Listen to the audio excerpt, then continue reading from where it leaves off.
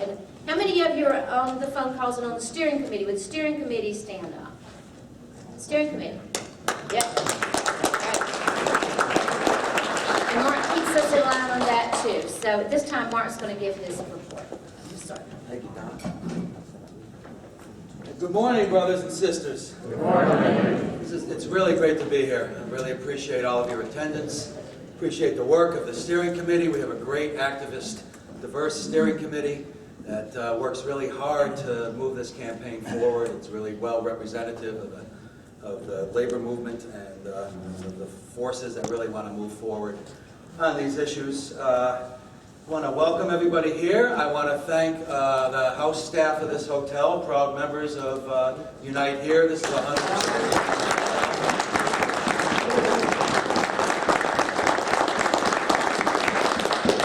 I want to give greetings on behalf of our absent co-chair, Sister Nancy Wolforth.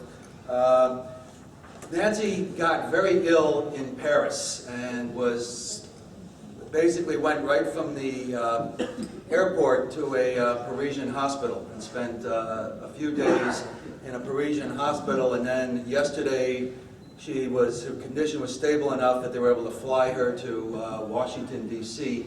and send her into, I think, George Washington Hospital in Washington. I texted Nancy a picture of our wonderful podium here last night with our great dynamic speakers, and she texted me back a message saying that she misses us all. She's pretty damn sick, but I wish I was with you guys. Give a big shout out to the French public health care system. It is fantastic. It's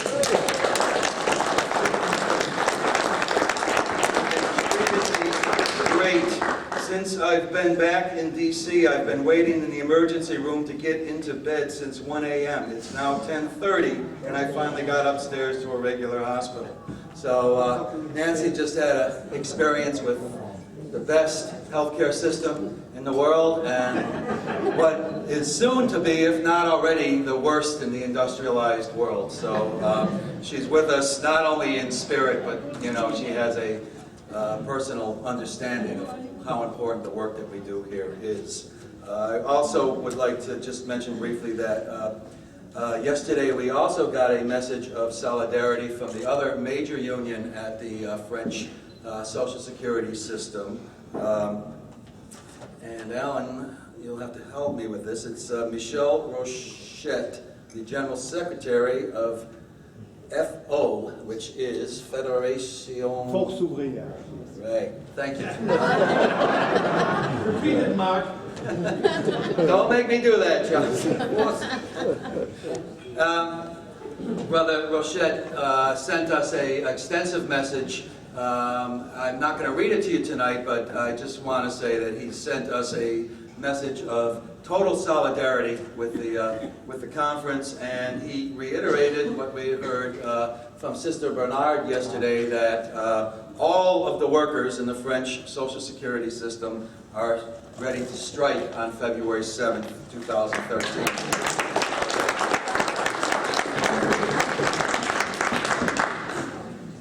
I also want to tell you very quickly, there will be some more adjustments on the agenda for today's program. If you look at the 10:30 a.m. slot, we are going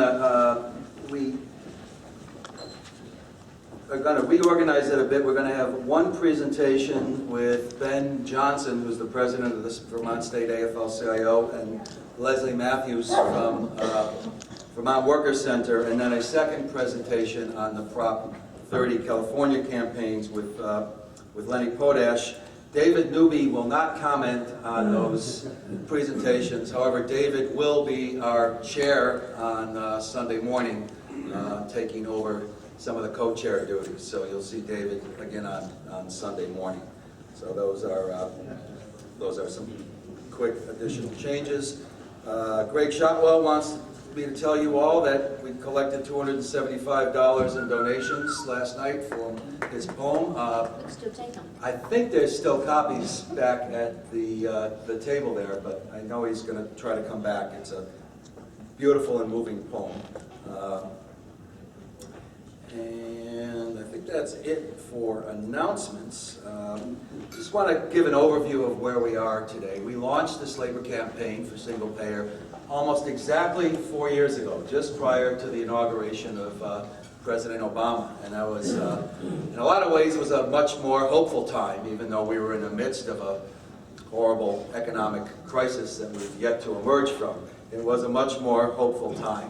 And we launched the campaign at that moment because we knew that one of those windows was opening when healthcare was becoming on the table in the national political scene, and that it was of utmost urgency that we intervene in those debates and to try to move forward on the fight to win healthcare for all, for everyone in America. And our fundamental premise that brought us together as a movement within that movement for healthcare for all was the understanding that labor has got to lead the fight for healthcare justice in America. And in order for that to happen, labor has to do more than it had been doing. And it has to take that lead, and it has to take up that fight. And that's the challenge that we took upon ourselves as an organization, and that's been sort of our mission and our mandate for the last 4 years. Now, we're right ahead of the second inauguration of President Obama. Obamacare is the law of the land, for better and for worse, and it's created a whole new strategic situation for us. The reality, though, and the reason that we actually have more people in the room today than we had in St. Louis in 2009 is that the crisis is still there. The crisis is still before us, and it's accelerating, and will continue to accelerate as long as healthcare is treated as a commodity in the U.S. rather than as a human right. And that's really, I believe, why we still have a vibrant and powerful movement here for healthcare justice. And in fact, it's been gaining momentum in some very important ways. Over the last 4 years, this organization has kind of built a real stable structure of leadership. Some of that has to do with the great work that my brother-in-arms, Jerry Tucker, contributed to this organization. He was basically an unpaid staffer until he got too ill to work with the organization, and I was so lucky to have the opportunity to work with Jerry on this great project. I just want to pay personal tribute to the contributions that he's made to the movement of the working class and to this organization in particular. Thank you. By the way, one of the last conversations I had with Jerry was about the Chicago teachers' strike. He had been in the hospital and heard that the strike was settled, but he hadn't heard a lot about it, and he was like, "So what do you think? What are people saying? Did they win, or what's the story here?" And I said, "Jerry, they kicked ass." He was like, "Oh, man." So, I think it was really fitting that Karen Lewis came last night and told us about how they built that strike and how they won that movement. So we built this organization.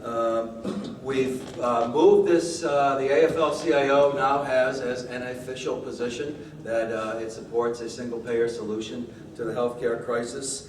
There are now 12 national unions that meet regularly in a labor caucus in Washington, D.C. to discuss how to move the issue legislatively and organizationally. There are 9 state labor federations that have affiliated with the with the Labor Campaign for Single Payer. Several of them are in the room today. And we've also continued to attract new activists and new leadership.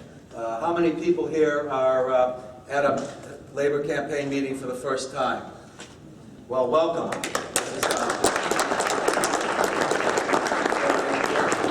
And we continue to hold the best and the brightest and the true leaders of this movement. Martha said it last night that nurses have taken this on as part of their definition of who they are as as nurses and as unionists to be the leaders in the fight for health care for all. And we have a lot of nurses in the room today. How many nurses do we have here today? So please raise your hand.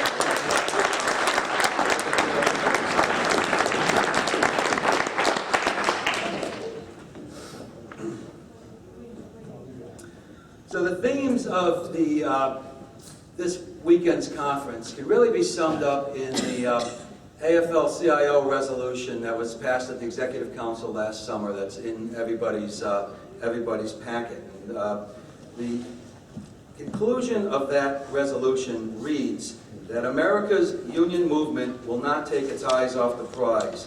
We will keep moving forward until the right to a single high standard of care is a reality for everyone in America.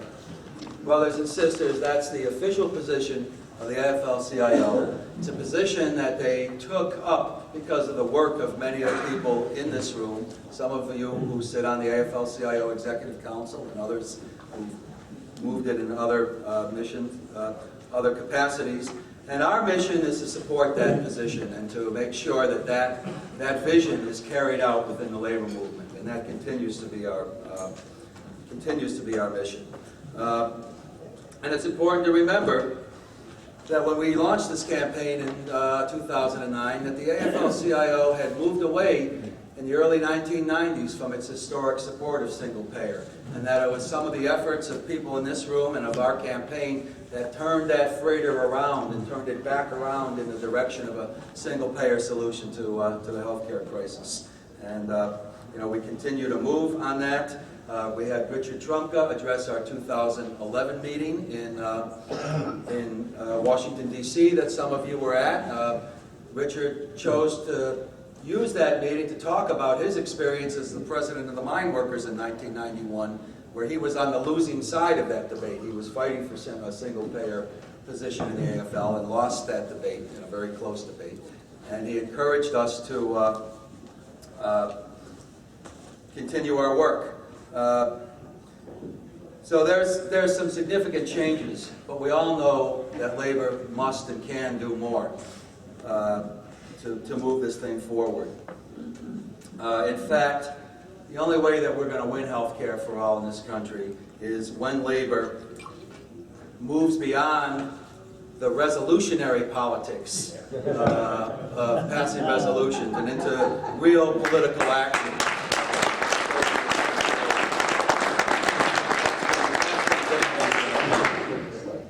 So we're going to focus on 4 themes this weekend, and Kenny tells me my time is up, but I need to kind of set the table, I think, and move this forward. So I'm going to be responsible for the first delay in the agenda here. We have to move this. So number 1 theme is that we have to talk about how we respond to the ongoing fiscal and economic crisis and the attack on the social insurance model that workers are facing in this country, and sometimes attacks on the very right to bargain and to organize workers. Michigan, Wisconsin, South Carolina. So we have to talk about that because it's important for two reasons. Number 1, our natural allies in the fight for health care for all are the people who are fighting to preserve and expand the social insurance model that generations of workers fought to establish in this country. So if we're ever going to win, we need to build that alliance, and that the fight is around those issues. And number 2, our vision of healthcare for all is in fact the high road solution to the economic and fiscal crisis. There would be no federal budget deficit whatsoever if the U.S. spent per person on health care what they spend in France, what they spend in Germany, what they spend in any other industrialized country. So to me, it is outrageous that we have people telling us that we have to solve a fiscal crisis by freezing federal workers' wages, closing post offices, reducing unemployment benefits, taking away food stamps from children, when we could solve this crisis by putting the private insurance industry out of business.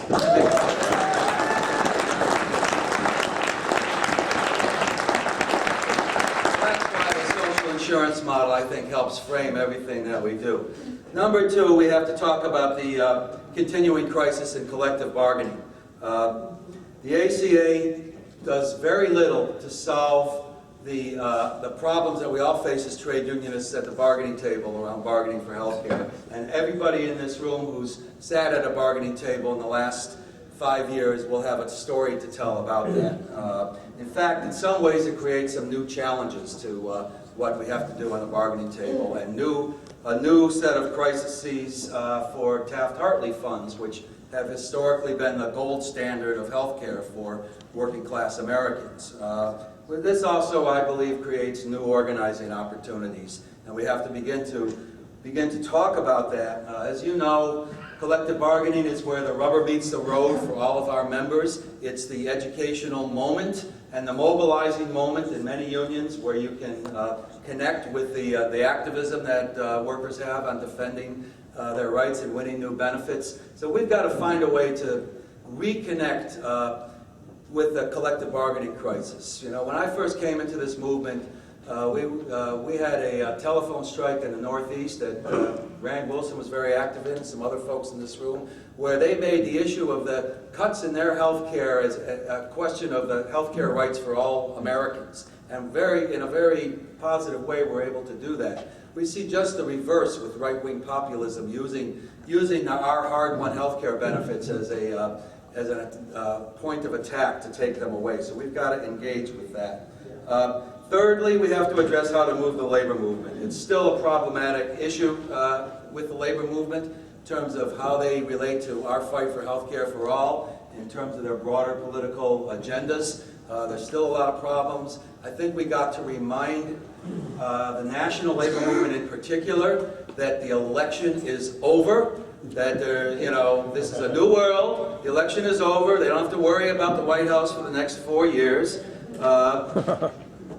And that the debates over the Affordable Care Act, for better or worse, are over. It's a law of the land. The Supreme Court has upheld it. So the time has come to move forward. And we have to find the leverage to begin to move those folks forward.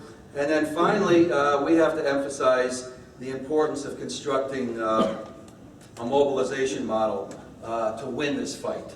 Because that's why our work is so important. As Jerry said so eloquently in his video last night, we win when we build a social movement. And that's what we need to do to win health care for all. We're going to hear about some very important victories that labor won by doing that kind of mobilization model around the country, and some defeats that we suffered because perhaps we mobilized too late. But that's sort of a broader perspective of how we're going to build this movement. So within that, we continue to do legislative monitoring. Our colleagues in Progressive Democrats of America have been very helpful in terms of working with us on that. Briefly, we're going to hear from Congressman Conyers late this morning or early this afternoon. I don't see him in the room yet, but he should be here. I'm sure he's going to tell you that he's ready to resubmit H.R. 676 to Congress. We met with Senator Sanders' staff and made some suggestions and changes to the Senate bill, but he is certainly prepared to resubmit a Senate bill. We have not met with Congressman McDermott on his bill, but I think that we'll continue to move forward on the national legislative front. But I would point out that I'm not a particularly profound political analysis, but nothing legislatively will emerge from this next Congress to create single payer. So, it's important to have a legislative perspective because ultimately we have to pass legislation. But the battleground and the debates are probably not going to be taking place in Congress over the next 2 to 4 years. And we just need to understand that as we think strategically where we're going to go. State initiatives is a whole different story. A lot of interesting developments on the state from Vermont.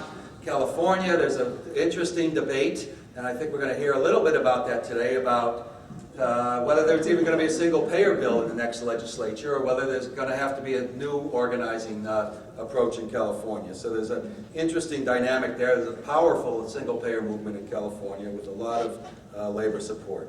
So these are all of these issues are part of the big tent approach that we've tried to build in the labor campaign for single payer. We've tried to bring together all the folks within the labor movement and build unity around the concept that labor has to lead the fight for health care for all, and around an understanding that this fight is so difficult because it's really ultimately a fight against corporate power, and that the only force that can beat corporate power are workers allied with people in the communities. So that's our vision, and we've always, within that big tent, we've always tried to bring together all the people who are working for it, whether they're working on a state plan, on a particular piece of federal legislation, on a divestment campaign aimed at insurance companies, healthcare as a human rights campaign. These are all part of what we do, and I hope we continue to do that. So we have a lot to contribute to the ongoing debates, and we have a heavy agenda today. There will be some real opportunities for some really tight discussion. We want to set the table with a couple of panels to begin with to kind of give an overview from a lot of our allies' perspective. But again, I want to thank you all for your support. I want to thank most of the unions in this room for their financial support for the labor campaign for single payer. All of our money comes from labor organizations and individuals like you in this room. We get no money from foundations and no money from the health insurance industry to do our work here. So, we do it on a wing and a prayer, but, we cannot continue this campaign without your continued financial support. I know that's always a sacrifice. Every union is under the gun these days, losing members in fights. So I know every dollar you contribute to this campaign is hard-won dollars from your members, and I deeply appreciate that. And it's been an honor to work for you all, so enjoy the conference. Thank you.